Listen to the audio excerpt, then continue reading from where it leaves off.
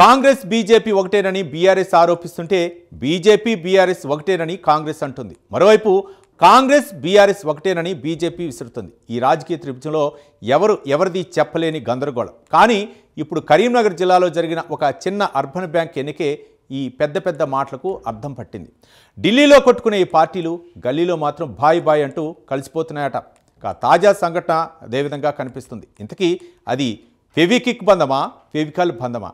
Double action political cinema గురించి మరిన్ని విషయాలు ఈ స్టోరీలో తెలుసుకుందాం.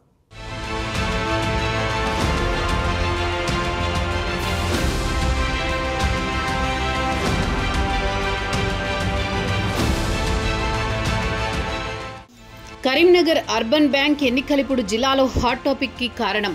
కాంగ్రెస్ గెలిచిన చోట బీజేపీ ఆనందోత్సాహాలు చేసుకోవడం, గెలిచిన వారు హస్తం చిహ్నానికి చెందినవారే అయినా క్రెడిట్ మాత్రం కాషాయ జెండాకు వెళ్లడం, ఇదే ఇప్పుడు స్థానిక రాజకీయాల్లో పెద్ద చర్చగా మారింది.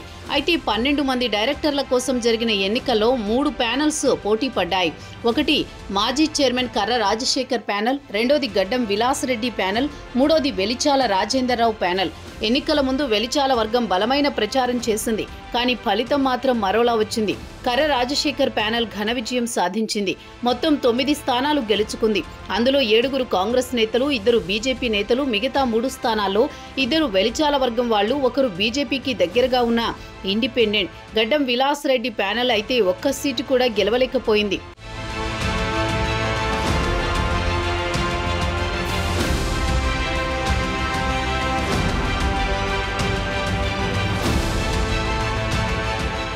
ఇదే కదా ఇప్పుడు అసలు ట్విస్ట్. కర్ర రాజశేఖర్ ప్యానెల్ గెలిచింది అంటే కాంగ్రెస్ నేతల ప్యానెల్ గెలిచింది.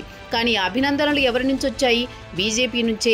కాంగ్రెస్ మంత్రులు, ఎమ్మెల్యేలు నోరు మూసుకుంటే బీజేపీ నేతలు మాత్రం సోషల్ మీడియాలో మా స్నేహితుడు కర్ర రాజశేఖర్కు అభినందనలు అంటూ పోస్టులు పెట్టారు.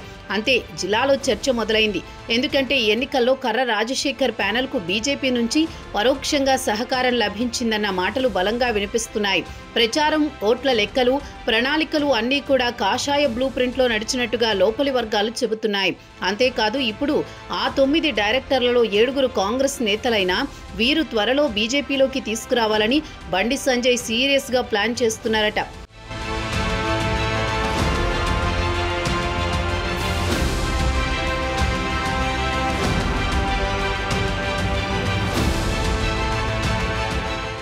ఇక చైర్మన్ గా కర్ర రాజశేఖర్ మరోసారి బాధ్యతలు చేపట్టే అవకాశాలు దాదాపు ఖాయమయ్యాయి. అయితే కాంగ్రెస్ బ్యాక్గ్రౌండ్ ఉన్న నేత గెలిచినా అసలైన రాజకీయ లాభం మాత్రం బీజేపీ ఖాతాలో వేసుకున్నట్టే. ఒకవేళ ఈ ప్లాన్ నిజమైతే గల్లీ నుంచి ఢిల్లీ వరకు బీజేపీ స్ట్రాటజీ ఎలా పనిచేస్తుందో అర్థమవుతుంది. కాంగ్రెస్ మాత్రం ఇక్కడ కూడా తన అసమర్థతను బహిరంగం చేసుకుంది. పార్టీలో ఏకత్వం లేదు. నాయకులు ఒకరి మీద ఒకరు విమర్శలు చేసుకుంటున్నారు. తామే తమ శత్రువులుగా తయారయ్యారు. ఇది ఒక్క బ్యాంక్ ఎన్నికల్లో కనబడిందే కానీ అసలైన సమస్య మాత్రం జిల్లాలో మొత్తం వ్యాప్తి చెందుతోంది.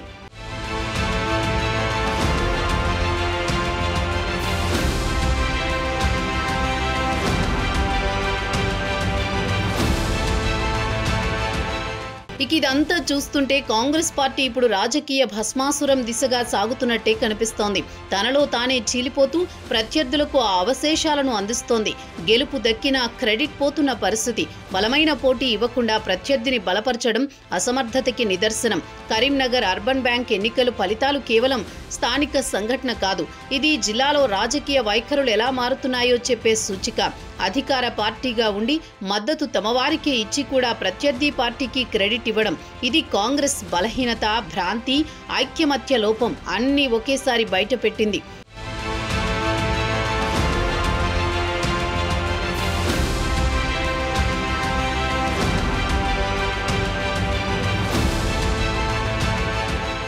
మరోవైపు పార్టీ లోపలి అండర్స్టాండింగ్స్, బయట ఒకరిపై ఒకరు ఆరోపణలు, ఇదే కొనసాగితే కరీంనగర్ మాత్రమే కాదు తెలంగాణలో కాంగ్రెస్ భవిష్యత్తే ప్రమాదంలో పడుతుంది. బలమైన ప్రత్యర్థి ఎదురుగా ఉండడం సవాలు, కానీ ప్రత్యర్థి లేకుండానే తనలో తానే పడి తుడిచిపెట్టుకుపోవడం అది చేతగానితనం. ఈ అర్బన్ బ్యాంక్ ఫలితాలు చెబుతున్న సూటి సందేశం ఇదే. కరీంనగర్లో గెలుపు ఎవరిది అన్న ప్రశ్నకు సమాధానం క్లియర్. ఓటు హస్తానికి, క్రెడిట్ కాషాయానికి. ఇదే తెరచాటు రాజకీయ గణాంకాల గణితం.